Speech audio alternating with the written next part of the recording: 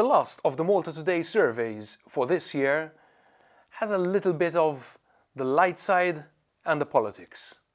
We asked people whether 2017 was a good year for them, and an overwhelming majority, 77%, said yes.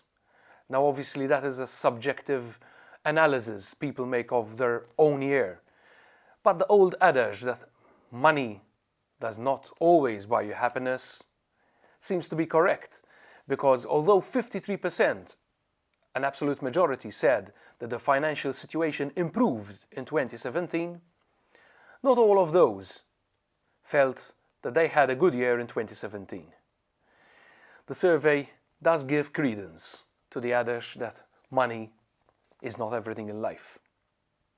We also asked people whether they went for a holiday abroad in 2017. 47% said they did so.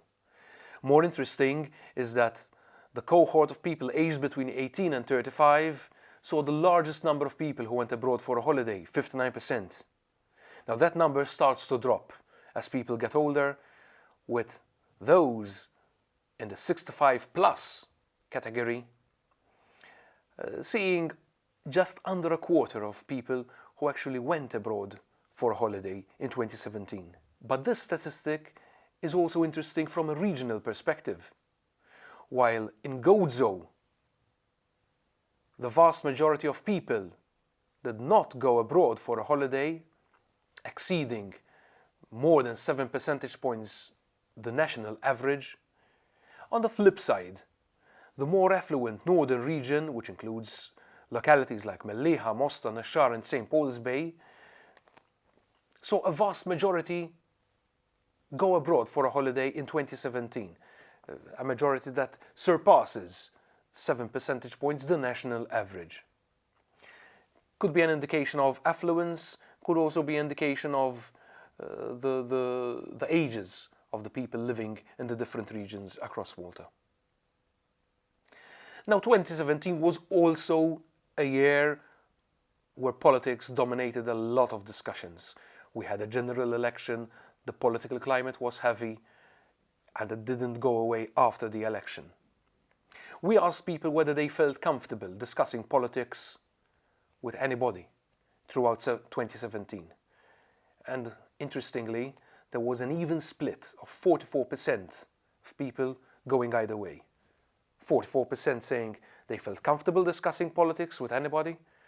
Another 44% said they did not feel comfortable.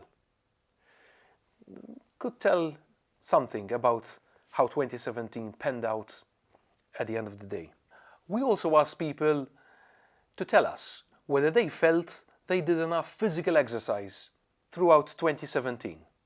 Surprisingly, despite Malta being top in Europe for its obesity rates, both in men and women, 51% said they felt they did enough physical exercise.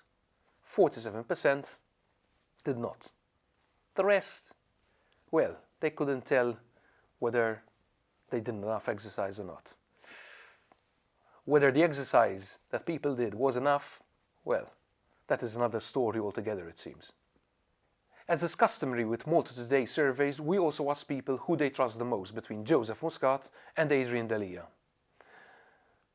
Muscat's trust rating at 50.4% was a reduction of 3.3 points over his November result, which was his all-time high.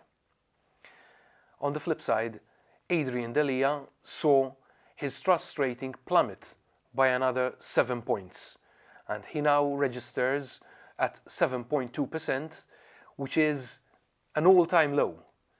However, it might be still too early to determine whether the constant reduction in trust that Adrian Delia has experienced since becoming leader of the Nationalist Party last September is a trend.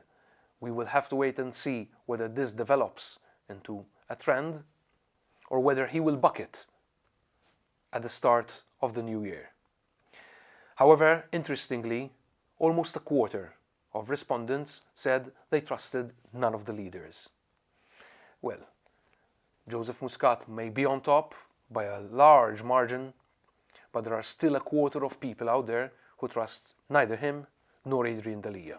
It seems both of them might have a lot more to do. Kurt Sansone, Malta Today.